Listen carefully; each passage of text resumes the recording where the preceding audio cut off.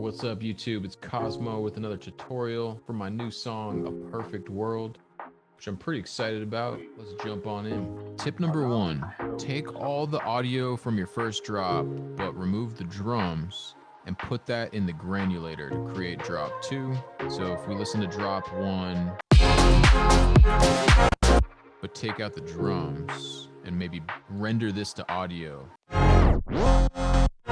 Maybe even take this the whole first half of your track, the intro, but have no drums, and then you put that file in the granulator. That'll just give you a lot of different melodic material, because you can see I have a lot of like layered synths, a lot of layered instruments, so it's a very full sound. And if you do the whole intro, you're getting some, different timbres than the drop. And then you go over here to the drop, and then let's solo this sound.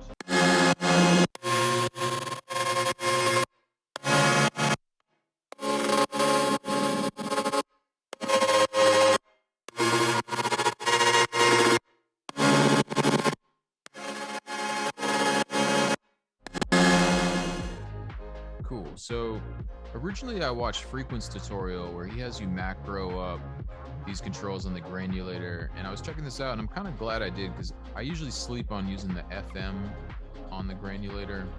Let's hear the difference with that off and then on.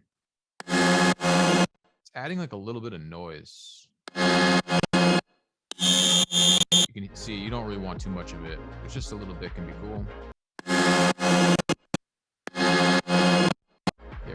Brings out the noisy part of the sound in a nice way. But most of it's just me automating the grain and the file position, which I kind of do every time. And then also the spray, but the spray I guess didn't really make it into the part. So it's really the grain and the file position. So I'm just looping a little piece of this and automating the file position, but the grain does do some ramps. And then I'm cutting out the lows, doing some volume, a little bit of OTT, a little bit of Valhalla vintage reverb, but just a tiny bit. And that kind of help me get going for the second drop. Let's hear it.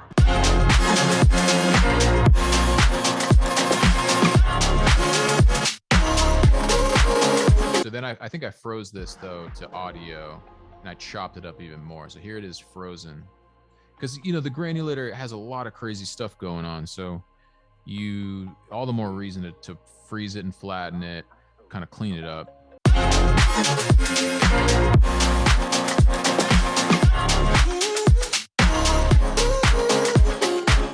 So look how I'm adding little fades to these ones to kind of get the perfect kind of like up, down, up, down, up, down, up, down kind of feel. It looks like, and then a lot of the time I'll duplicate the granulator and add different versions. It looks like this one I went even crazier on the controls. And again, I froze and flattened that, and it looks like I added soothe to that. So sometimes I'll wait till I'll freeze and flatten it until the end to add soothe. So yeah, there's usually a lot of the time I'll have a couple different granulators in there. Notice this chunk just sounds more like a really tight grain. And that actually might be because I actually put it in texture mode. So that's just me stretching out the audio. Like if I take this and don't stretch it, it's that same audio we've been hearing. Oh, and it looks like I pitched it up 10 too. Yeah, so that's the same audio. I just pitched it up 10 and then put it in texture mode and kind of tuned it up right to get that kind of buzz, that noisy bit.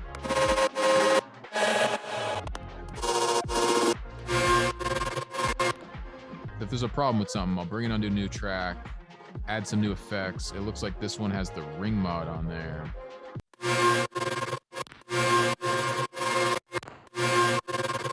I'm actually using the ring mod at a really low frequency to basically act like an auto pan, just wobbling the volume really fast. Looks like I have 2 of them for some reason. Do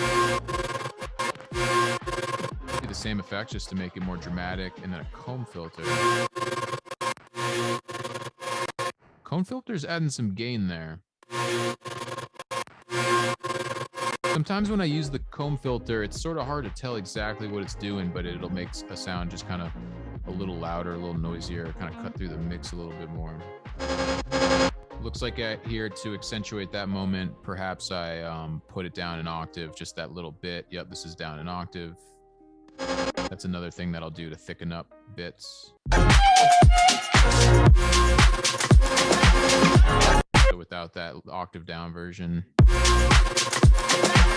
kind of weak.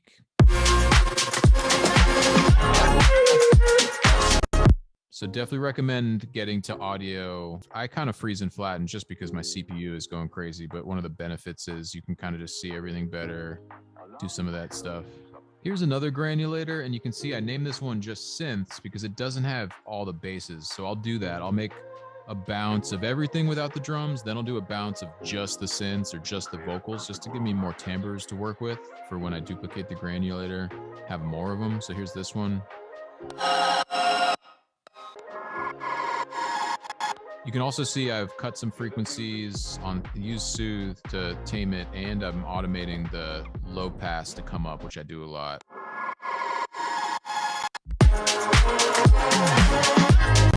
Because I have a number of other sounds swelling in at this moment, so it makes sense to do that.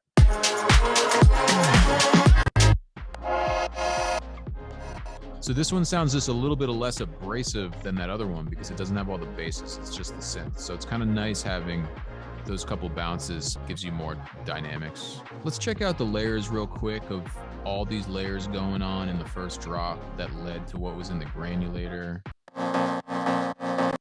So we get some serum chords. It's usually an easy place for me to start doing my stacks is with serum. I'm using AU5's phase mod technique right there. Little dimension expander. Here's a layer that's up an octave, so a high layer, maybe a different oscillator, just got the sine wave with the phase mod. A more detuned layer. Another gated layer. Looks like I'm actually just using a rack here. I've got Omnisphere going. So once I get kind of sick of the serum timbre and it feels too normal and digital, maybe I'll layer in samplers like Omnisphere or Contact or the Ableton sampler. So here's an organ sound with some auto pan to make it gate. And then once it doesn't feel really real enough, and I'll add audio. So here's audio of an organ.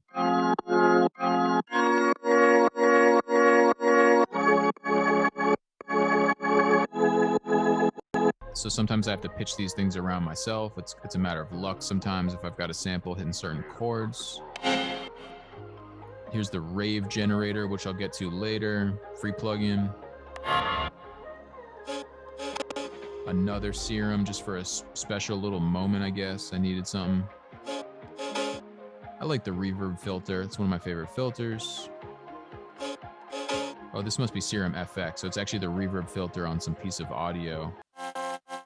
Here's a sample of a vocal that I just looped a little bit.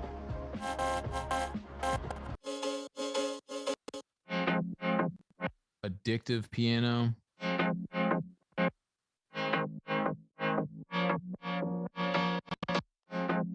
Froze it, chopped it up a bit. Whole group for organ. So we got organ audio samples. And then on the group, it seems like I'm turning them off and on. Some of these are really quiet. It's really combining to make a huge sound, but some of them are quiet. I'm getting the sound of like 4 different organs here. Making this huge wall of sound. Tons of organs. Whole layers of Contact. Here's a line where it's not just chords, it's a little melody.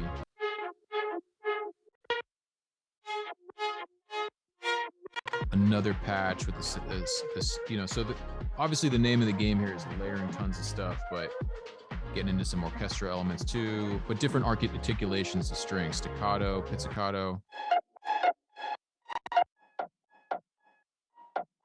A muted piano sampler I made. just a one note.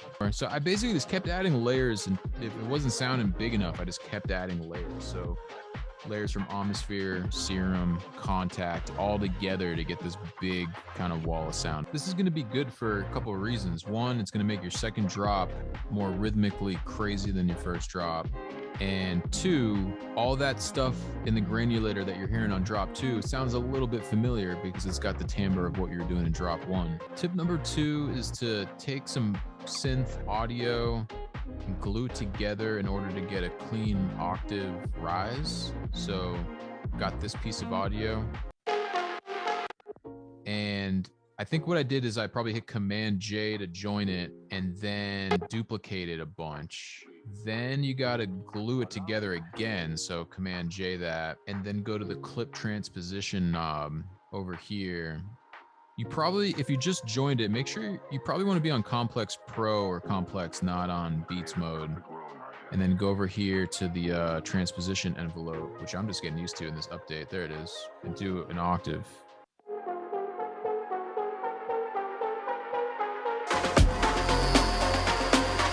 So that was kind of how I did it. Let's see actually how I really had it.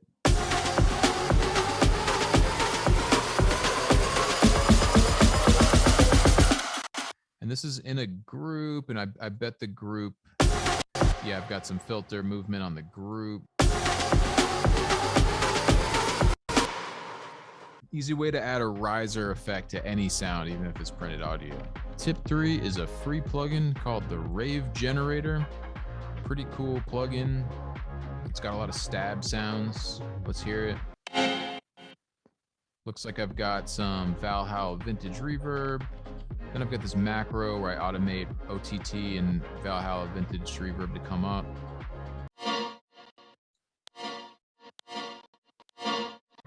So it kind of is changing the shape of it a bit.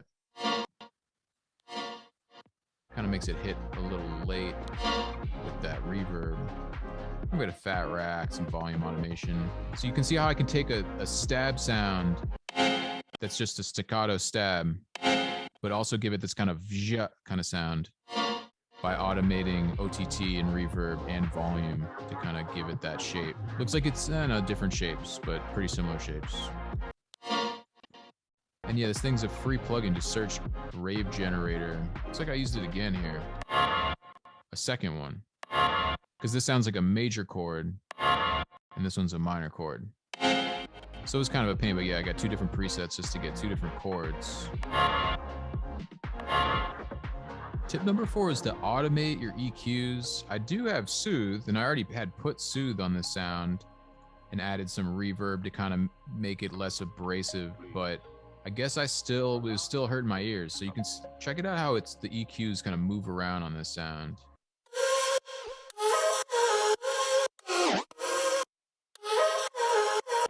In the part of this drop, there's no other sounds happening, so it gets pretty loud there, and I just don't want it to hurt people's ears. Let's hear the drop. So yeah, there's kind of a lot going on here, but in general, I'm just not afraid to automate an EQ, whether it's a subtle kind of thing or whether it's taming something that's getting annoying, just a particular part of the sound. So it's something that I do a lot. Tip number 5 is this really cool Reese patch that I got from ARTFX's tutorial. I'll put a link to it in the description.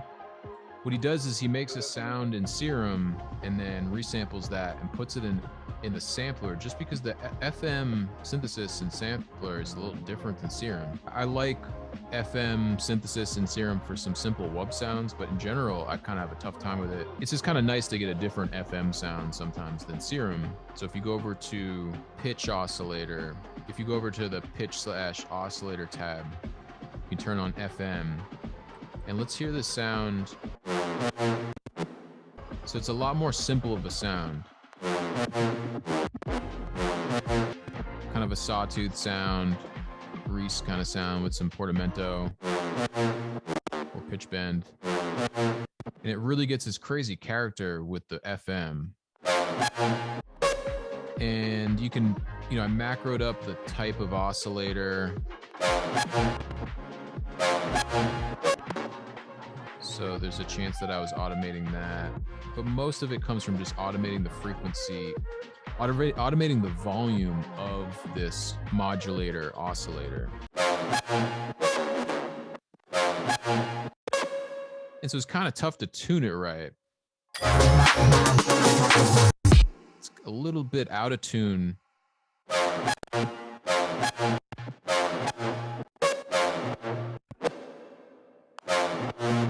Notice you're getting harmonics of the sound, so you have to kind of tune it up right.